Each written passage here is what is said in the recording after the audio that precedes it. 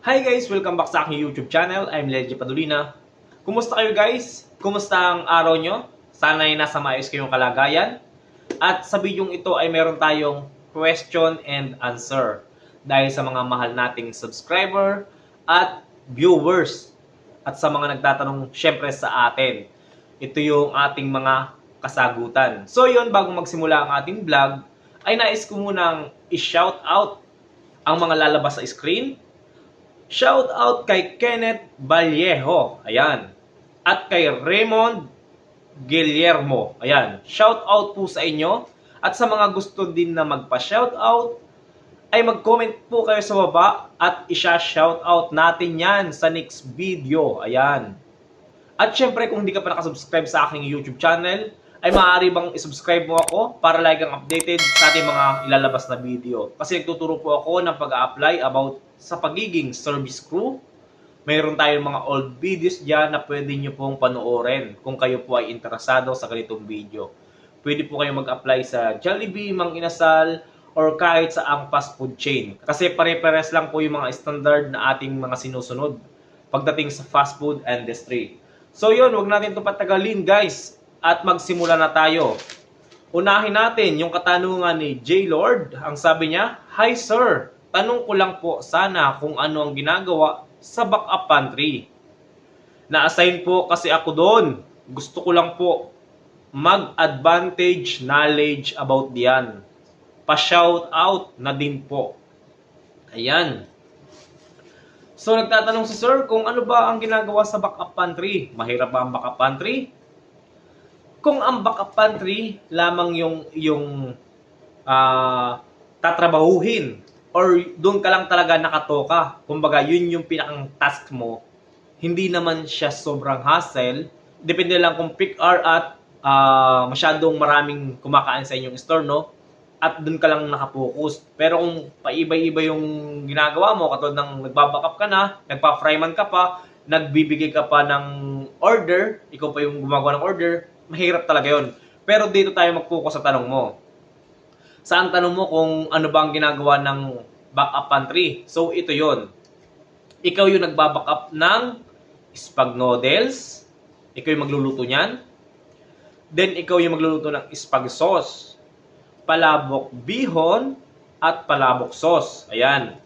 Tapos yung gravy mushroom na pang steak sauce, ayan, ikaw rin gumagawa niyan. Titingnan mo kapag kaunti na lang yung mga backup mo, konti lang yung mga sauce, katulad ng gravy. Tingnan mo yan at then gagawa ka. Mabilis lang malutuin yan. 3 minutes lang yan. Isang pakulo lang yan. Okay na. Kalas. Tapos. Then, ikaw rin yung magbabackup ng rice. Ayan. Dapat hindi ka maabutan sa rice kasi medyo matagal din niluluto ang rice. 30 minutes yan. Pinapainin pa kasi yan. So, yun lang gagawin mo doon. Paikot-ikot ka lang doon.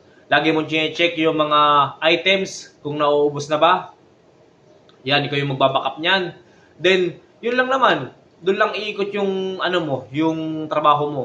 At sana, yun lang yung task mo para hindi ka masyadong mahirapan. Kasi ang pagbabackup is madali lang naman kung yun lang yung task mo at doon ka lamang nakapokus. Madali lang yung matutunan at madali lang din yan pag-aralan. May mag-guide naman sa iyo doon na crew trainer. Ayan. So, kay Christian, ilagay natin, kay Christian Atega, ang sabi niya, "Sir, ask ko po, after po ba ng orientation sa Jollibee, mag-training pa ba agad? Bayad ba yung orientation or free meal lang po?" Ayan. So, ito po yung sagot ko sa iyo. Kapag po tayo ay na-hired na, then, una muna ay orientation. Sa orientation po, doon po tayo nakikinig ng mga policies, rules and regulation. Ayan, kay Jollibee, ayan. Ipinapaliwanag po yan ang nag-orient doon, ayan. Then makikinig ka lang po noon, parang buong isang araw yon.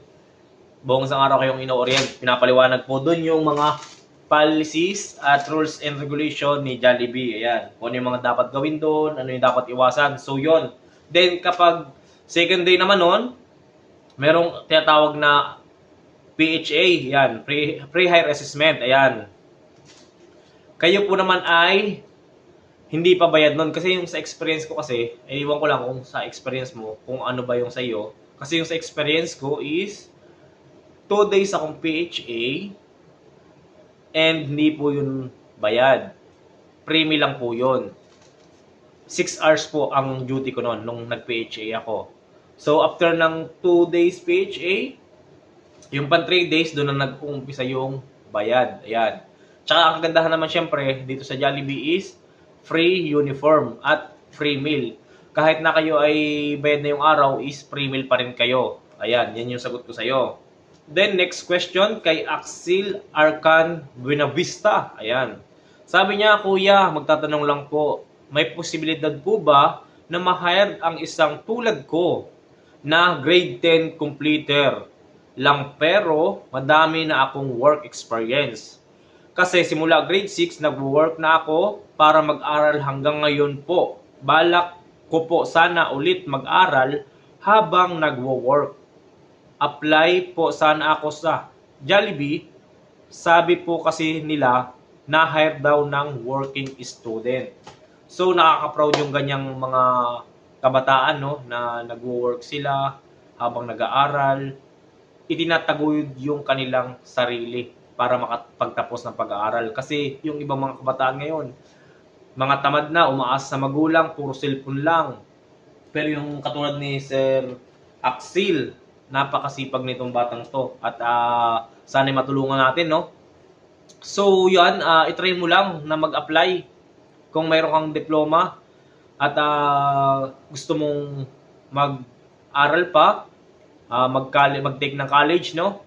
So, apply ka lang. Wala lang imposible eh. Magawa ka ng resume, then pasa ka sa mga store, no? Kahit walang nakalagay na hiring, walang nakapaskil na hiring, pasahan mo lang. Ilagay mo din doon yung mga job experience mo sa trabaho, diyan. Para mabilis kang tawagan, no? At para mabilis kang ma-hire nila. So yun, sana'y matanggap ka at sana'y malayo pa ang iyong marating. Ayan, bibihira lang kasi yung mga ganyang kabataan na masipag, no? So yun, sana'y palaring ka at maging stepping stone mo to, ang Jollibee, no? So yun, hanggang dito na lang muna yung ating vlog at maraming salamat sa walang sawang pagsuporta sa ating mga videos, no? At kung hindi pa nakasubscribe sa aking YouTube channel ay mag-subscribe ka na para lagi kang updated sa ating mga ilalabas na video. Maraming salamat po and God bless.